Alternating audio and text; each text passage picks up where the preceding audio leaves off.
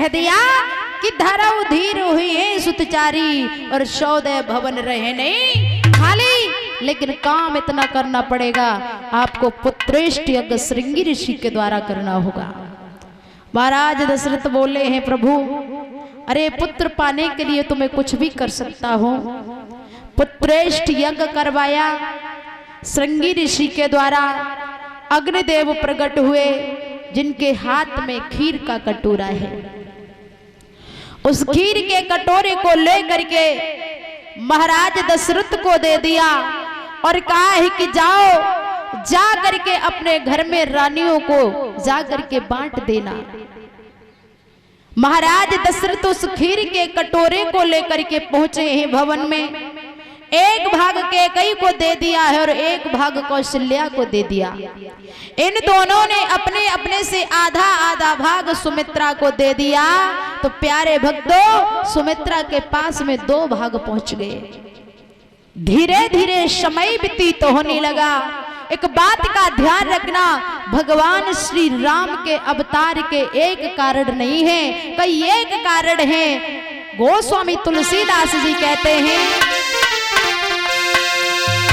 कि जाबी जाबी होई ओ धर्म की हानि,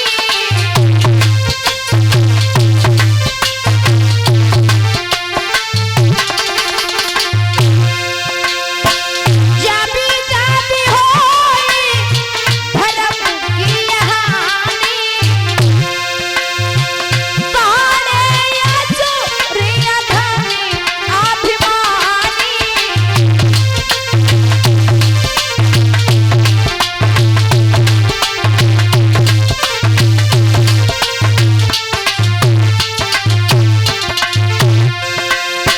कवितावि प्रभु धरि मनुज शरीरा, हरि आए साजन दुख पीरा।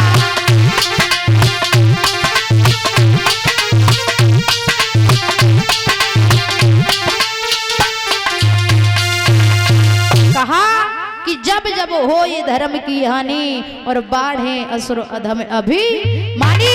भगवान श्री राम के अवतार के एक कारण नहीं है, कई एक कारण है। प्यारे भक्तों, तीनों रानियों को जिस समय भाग मिल गया, तीनों रानियां गर्भवती हुई। परीक्षित ने प्रश्न कर दिया श्री सुखदेव जी से, प्रभु ये बताओ भगवान श्री राम के अवतार के जो कई एक कारण हैं, उनमें से कोई 1-2 तो बता दीजिए।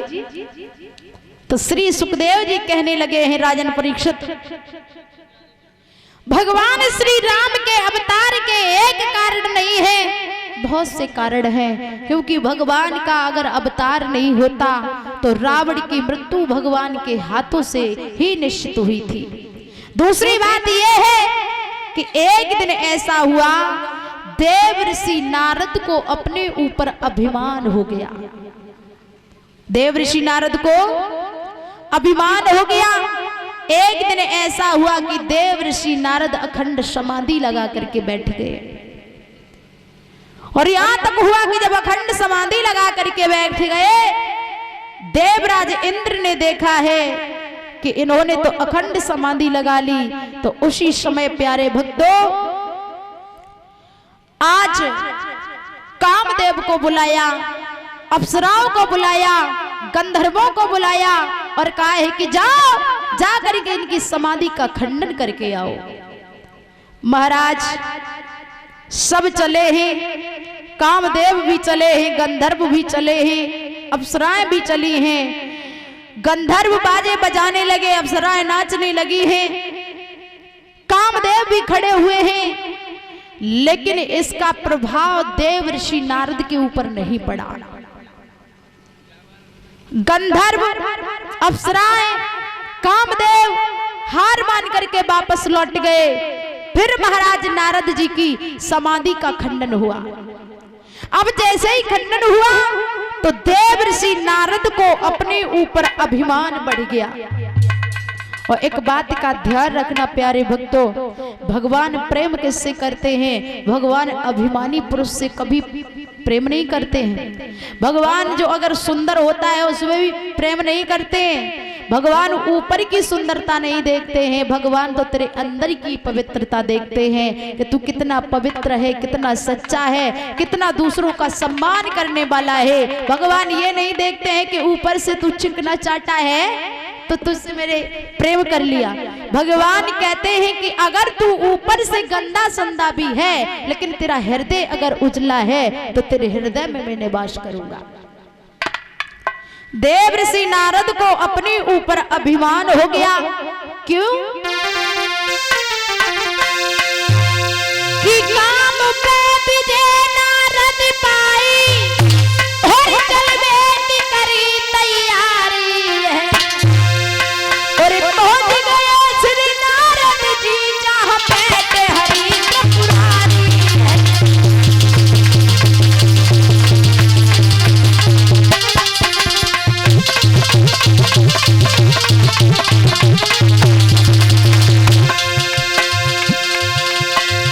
अभिमानी हो गया नारद को,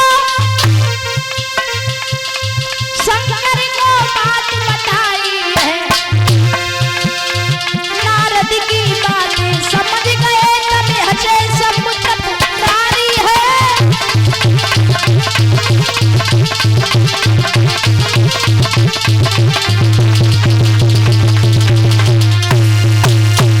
देव ऋषि नारद भगवान शंकर के पास में पहुंचे। शंकर जी ने आता हुआ देखा। कहो नारद किधर से आए हो? नारद कहने लगे हे शंकर जी, क्या मैं कोई छोटा मोटा महात्मा हूँ? अरे मैं तो बाल ब्रह्मचारी हूँ, बाल ब्रह्मचारी। और ऐसा ही नहीं, आज मैंने कामदेव के ऊपर विजय प्राप्त की है। मैं कोई ऐसा वैसा महात्मा थोड़ी हूँ, मैं तो बाल ब्रह्मचारी हूँ, बाल ब्रह्मचारी देव ऋषि नारद।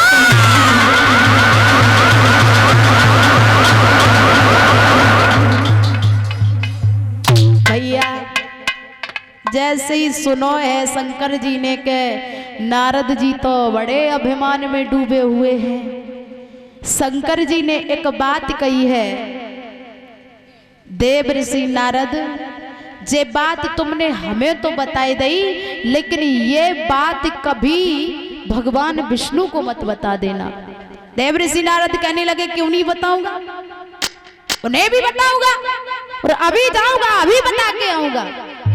भगवान शंकर ने बहुत मना किया लेकिन नहीं वो माने और आगे को चल दिए। बीड़ा को उठाया हाथ में, बीड़ा को बजाते बजाते आगे को चले हैं प्यारे भक्तों।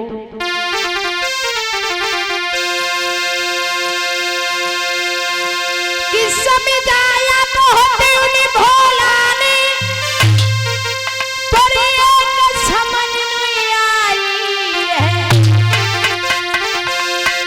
ऋषि नारद भी डाले करके विष्णु ठीक पहुंचे जाई है।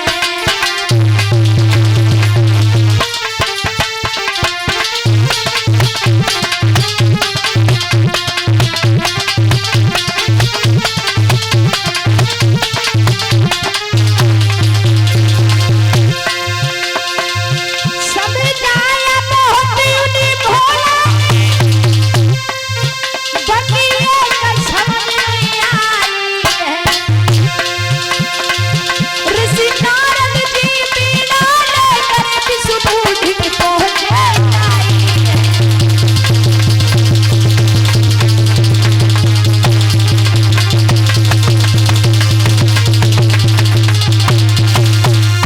देव ऋषि नारद ने बीड़ा उठाया और बजाते बजाते भगवान नारायण के पास पहुंचे। भगवान नारायण ने जैसे ही देखा है देव ऋषि नारद को आता हुआ, मन में विचार करने लगे आज कोई न कोई जे भावई जरूर लेके आए हुए हैं। एक बात का ध्यान रखना प्यारे भक्तों, देव ऋषि नारद जब आगे को चलते थे तो देवता लोग जैसे ही देखते थे तो खलबली मच जाती थी कि कोई न कोई भावई लेकर के जरूर आए होंगे। और देव ऋषि नारद जैसे ही आगे को बढ़े हैं, भगवान के पास में पहुंचे। भगवान ने जवाब दिया है कि देव ऋषि नारद किधर से आए हो? देव ऋषि नारद कहने लगे हैं विष्णु भगवान क्या तुम अभी नहीं जानते हो? मेरा नाम है देव ऋषि नारद। अरे मैं तो बाल ब्रह्मचारी हूँ और आज मैंने कामदेव पर विजय प्राप्त की है। मैं बाल ब्रह्मचारी हूँ, बाल ब्रह्मचारी देव ऋषि नारद। भगवान ने जैसे ही सुना तो भगवान मन में विचार करने लगे कि लगता है कि ऐसे अपने ऊपर अभिमान हो गया। भगवान ने देव ऋषि नारद के अभिमान को दूर करने के लिए एक बहुत सुंदर सा नगर बसाया। उस नगर के एक महाराज हुए जिनका नाम हुआ शीलनिधि। और शीलनिधि के यहाँ पर एक बहुत सुंदर कन्या हुई जिसका नाम हुआ विश्वमोहिनी। महाराज विश्वमोहिनी धीरे धीरे जब बड़ी हुई तो महाराज शीलनिधि ने विश्वमोहिनी का स्वयंवर रख दिया। स्वयंवर क्या होता है? जो लड़की अपनी इच्छा से वर को चुने उसे स्वयंवर कहा जाता है। तो देव ऋषि नारद ने जैसे ही आगे को बड़े शीलनिधि के यहाँ पर पहुंचे तो शीलनिधि ने बड़े प्रेम से बैठा लिया और एक बात कही कि महाराज हमें तो तुम्हारी बहुत ही आवश्यकता थी, क्योंकि हमारी लड़की का विवाह होने वाला है, सुंदर लड़की है। आप हस्ते रेखा देखो और बताओ कि उसका विवाह किसके साथ में होगा। देव ऋषि नारद ने जैसे ही लड़की को देखा, महाराज ध्यान रखना,